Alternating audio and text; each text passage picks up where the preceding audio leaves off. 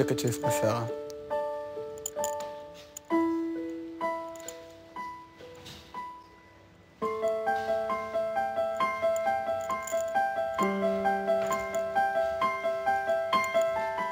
השעה 4:45 בבוקר. סלוצקי מתנועע במיטה, דומינגז אחריו זז, הם יודעים שהם צריכים לקום, לשדר לאומה. הם יודעים שבשעה 20:00 באותו יום, משחק הגמר הגורלי, הם צריכים לעלות על כר הדשא חדים, רעים, מיוחדים, ומכים את האויב. 6:30 בבוקר, מלר זז במיטה, מתנועע, שומע קול נחירה, יודע שהיום זה המשחק הגורלי. מה יהיה הערב? האם הקבוצה תנצח? האם הילד שלובש את האפודה הירוקה יעצור את הכדורים של כוכבי נבחרת ישראל? האם שובל יפקיע בבעיטה חדה? האם שפירה יתעתע כמו דבורה? האם תהיה פה עקיצה? זאת השאלה.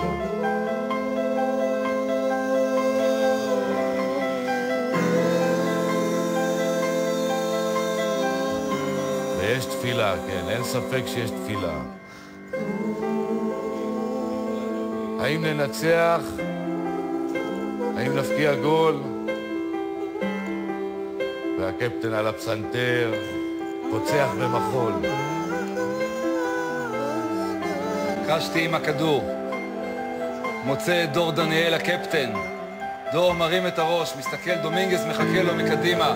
הוא מגלגל את הכדור במסירה מדויקת לדומינגז. דומינגז עובר את חצי המגרש, מסתכל, עובר את השחקן שמולו, מוצא את שפירה, שפירה משמאל, רוצה לראות אם יכול ללכת לעבר השער, אבל רואה שרון שובל נמצא מצד ימין. הוא מגלגל כדור לרחבה, שובל מטה את אלון חרזי ובועט לפינה הרחוקה.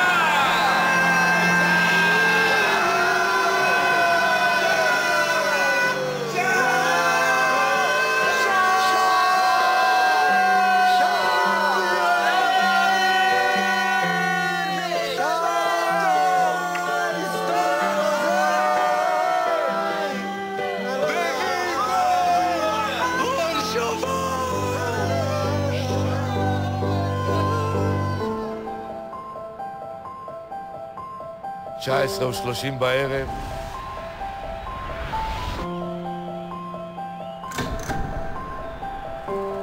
המגרש מתמלא, היציעים מתמלאים, אנשים מכל הצבעים, מכל הצדדים. כרזות של גולדסטאר ברקע. והנה השטיח האדום נפרס על המדרגות. הנה הכוכבים עוד מעט יורדים להם אט-אט, וצעדים קשים, וצעדים של התרגשות, וצעדים של ניצחון ברגליים.